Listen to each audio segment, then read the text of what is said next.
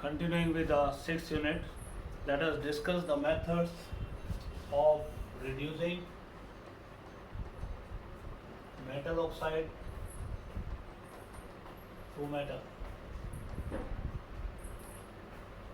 Answer: number 1, reduction with hydrogen.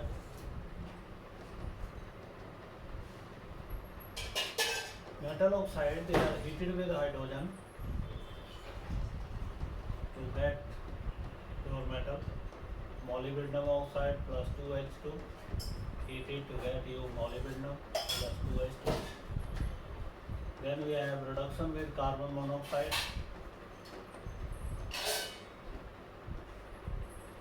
Fe2O3 can be reduced on heating with carbon monoxide.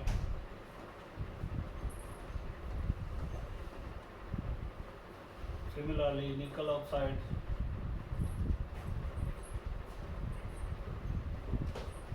Mn2O3 can be reduced by heating with carbon monoxide, 2Mn plus 3CO2.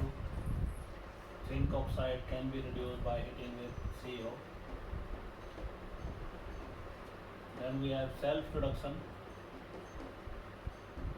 Mercury can be self-reduced, HGS, when heated with HGO, partly oxidized mercury sulfide. It is when heated, it is self-reduced into mercury plus SO2. Then we have aluminothermy.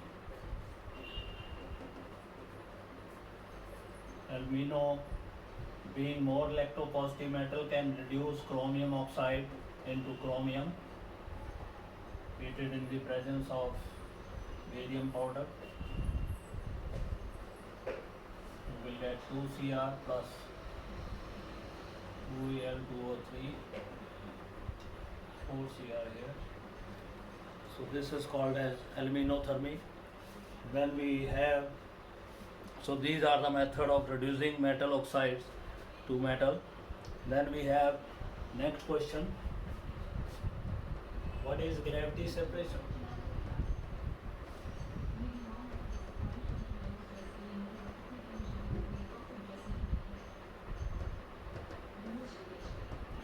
Gravity separation involves the purification of the impure ore by pushing that impure ore in a chamber which is having two compartments, and from the lower compartment water is blasted. Water now blasts the incoming impure ore. The heavier ore particles, they come down under the effect of gravity at a very fast pace and get collected in the lower chamber, while the impurities, being lighter, they are washed away from the upper chamber. So gravity separation is this kind of chamber. This is one chamber, then we have second chamber. In the second chamber we are blasting the ore by water. This is water stream.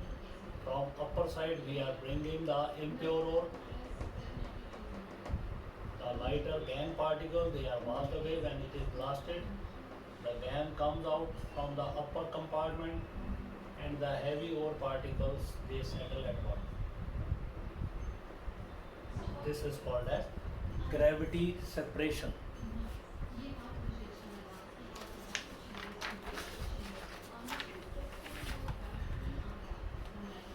Then we have extraction of zinc. So before going to extraction of zinc, let us first of all see the important ores of the zinc. So we are now to discuss metallurgy of zinc. Question number 3, discuss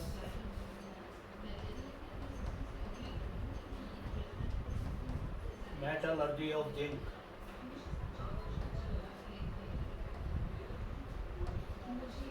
First of all, important ores. Number 1 is ginsite, that is ZNO, calamine,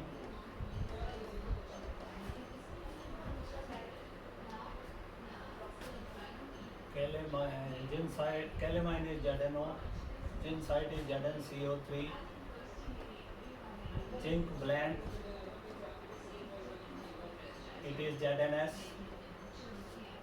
So these are the important ores of the zinc. Franklinite, it is a mixture of Fe2O3 and ZNO. So these are the different ores of the zinc for metallurgical operation. If we are using sulfide ore, they are concentrated by means of froth flotation process. If we are using oxide ores, they are calcined. Carbonate ores, they are also calcined. So calcined or roasted ore is heated with carbon to reduce ZNO to zinc. So ZNO, when heated with carbon, it will release zinc and carbon monoxide is produced. The zinc so obtained is purified by means of electrolytic refining.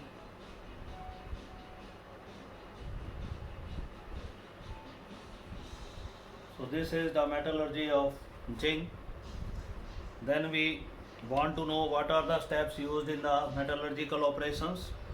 So metallurgy, what is metallurgy? First of all, we define metallurgy.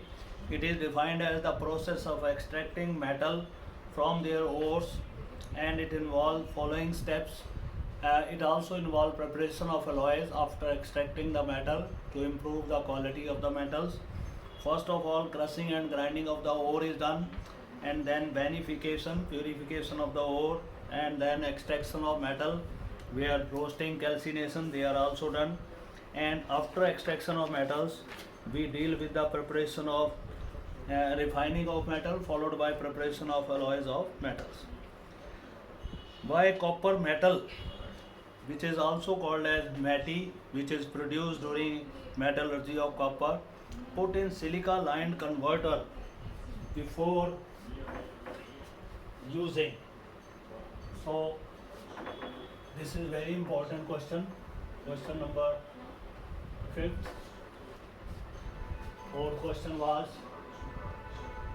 define metallurgy. We have discussed, and give steps of metallurgy.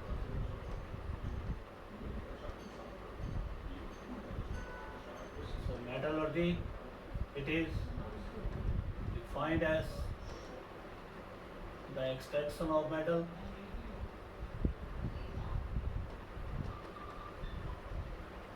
which involves following steps. Number 1, crushing and grinding of ore. Second is concentration of ore to remove gangue.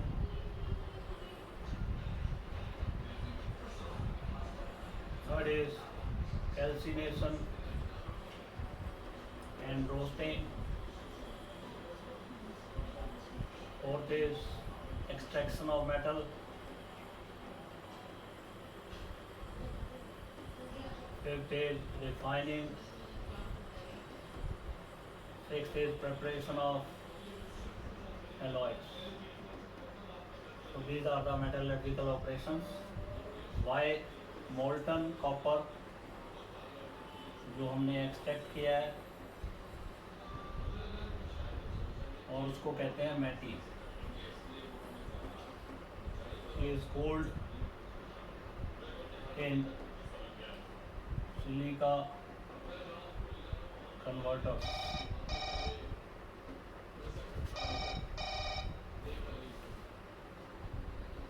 So why molten copper? Molten matte, the copper is extracted from Cu2s and containing Fes. Some silica is when copper is prepared from metallurgy, it contains gases like sulfur dioxide. So these gases, they remain in copper and they destroy the quality of copper. So these gases are to be removed from copper surface, and for doing so we put that molten matte or molten copper in a silica converter where, and they are shaken well. These converters are shaken well to remove the sulfur dioxide gas. So, and during this process Cu2s and Cu2O, they combine together. Self reduction of Cu2O will take place by Cu2s and copper is produced. Copper so produced is called as molten matte. The reactions of this are will be representing those reactions, because molten matte or copper contains Cu2s and Fes. They are put in the silica lined converter. Some silica is also added to, and hot air is blasted to blow and convert remaining Fes into FeO.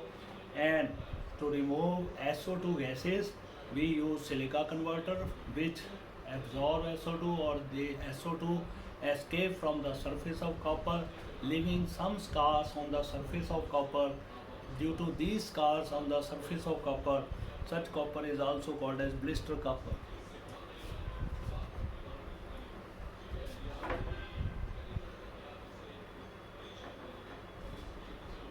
So why molten extracted copper matte is cooled in silica converter? We will be just mentioning now with reaction. The Cu2O contains Fes. Therefore, when Fes is heated with oxygen, we get 2FeO plus 2SO2. Similarly, Cu2s also get oxidized by oxygen to give you 2Cu2O plus 2SO2. Now, self reduction of Cu2O heated with Cu2s, we get 6Cu plus SO2. The Cu so obtained is cooled in silica converters, where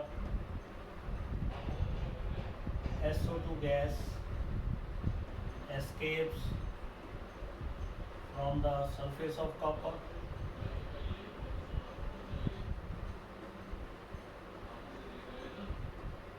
leaving some scars on its surface. So this copper is also called as blister copper. इसकी surface पे stars पड़ जाते हैं, उस copper को हम blister copper के नाम से जानते हैं. तो why molten matte is cooled in silica converter? To remove SO2 and which escapes from the surface of copper, leaving some scars. So this copper is called as the blister copper. Now what are Ellingham diagrams give their uses? The graphs which are plotted between delta G naught against temperature, they are called as Ellingham graphs. The formation of oxides of various elements and reduction of oxide that can be predicted with the help of these graphs. They help in the selection of reducing agent.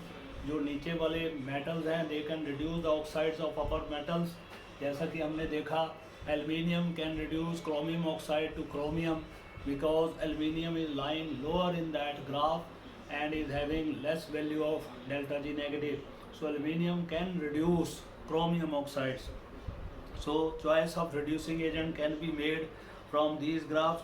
They help to identify which metal can reduce which metal oxide, as we have just predicted. And with the help of these graphs, we can also find out the melting point and boiling point of the different metal oxide ores, and which helps in the separation of oxygen from metal oxides. So this is regarding the sixth unit, that is metallurgical operations, processes of extraction and isolation of the elements. Tomorrow we'll start with another unit of 12th class, that will be E block. Thank you very much.